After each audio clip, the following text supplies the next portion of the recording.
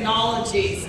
And he is going to talk to you about bed bugs, how to do, a little bit about their biology, or a lot about their biology, why they're a problem, how they become a problem, how to do an inspection, how to manage them. You're just going to go away so full of information and itching at the same time. Please welcome Cody Pest.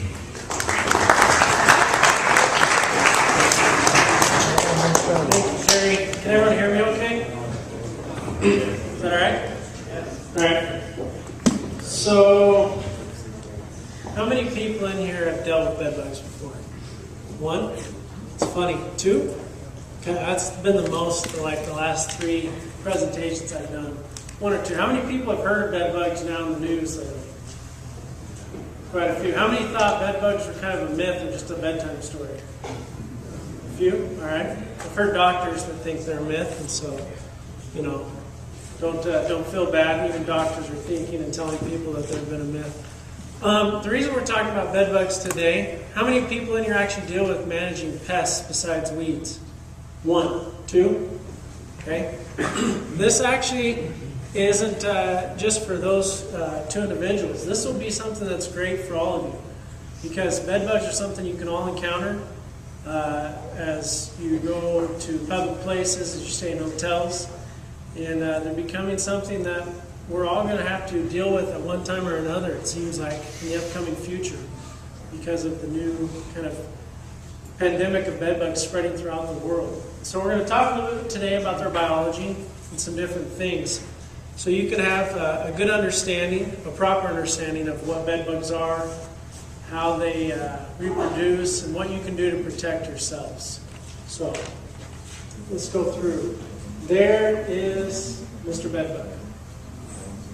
Anyone know has anyone ever seen a bedbug in here? They're up close? A few? Okay. Only in our dreams. You could get rid of them with like a bow and arrow or something, Yeah, dart gun. Yeah, crossbow. But there's our bedbug. Now we're going to talk, like I said, a little bit about their history and why there's been a resurgence throughout the world. How to ID them, their biology and their behavior, how sanitation relates to the control of bed bugs. Is there disease associated with bed bugs, and what about their bite symptoms? How we avoid infestations, how we can detect them early, the use of mattress and box spring encasements to protect your bed. How do our clients, or how do we know if we have bed bugs? How we can kind of think outside of the box when we control them, and our treatment methods. So no one knows exactly why there's been a resurgence. And when I say that we don't know exactly, there's no one, this is it. There's been quite a few different things that have led to it, but there's no smoking gun, unfortunately. But one of the main things is these were very common before World War II. Before 1950, 1 in 3 houses in America were infested with bed bugs. Does anyone remember parents or grandparents having little kerosene jars underneath their bed feet? Anyone here? You ever seen that? Quite a lot of people I talked to have heard that. Little mason jars underneath the bed feet, and they fill it with kerosene. That was to keep the bed bugs out. This is something that was very common. Everyone kind of dealt with them. Now, during that time, after World War II, we started to see them slowly go away to where they were gone. We did not see them in the United States, except for on poultry farms and occasionally in an army barracks or somewhere like that, where they were brought back from overseas. But they never spread out. They were still found across the world and other places, but in the United States, they were gone. We just didn't have them. So one of the reasons is we've had more frequent worldwide travel. Now, when I say that the United States has had an increase in the past, say, 10 years, it's not just the United States, but worldwide. Australia, in about a 10-year period, noted about a 1,000-fold increase in bed bug issues from the previous 10 years. And so across the world, Asia, South America, Central America, Europe, bed bugs are just exploding. They're everywhere now. So we have more frequent travel. If you see this, a soldier's getting dusted with DDT. Okay, we don't have those pest management practices that we used to. And that was one of the benefits.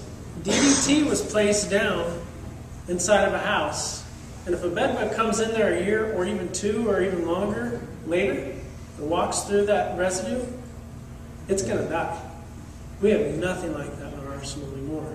You know, during the 90s, we changed from spraying all the baseboards to start using more baits, start to use less pesticides to address more of the issues, that are leading to pests. Well, that didn't necessarily bode well for when bed bugs were going to be coming back. Okay, just one quick question, Robert. Could that be one big problem because of the resurgence, the loss of the chlorination? It is, yeah, it is. It's these things. It's the loss, or it's more travel. It's the change in pest management practices and materials. We don't have a material that will last like that with DDT.